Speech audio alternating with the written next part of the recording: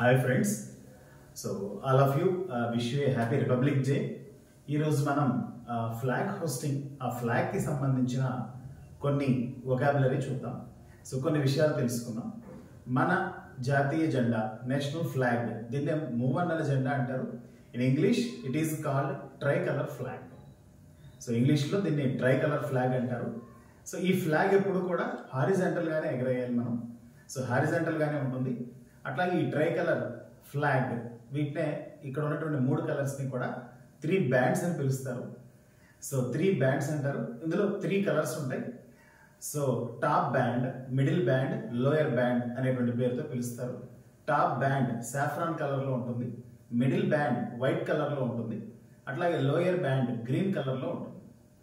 So top band saffron colour అనేది మనకి strength, courage and పేట్రియాటిజంని తెలియజేస్తుంది.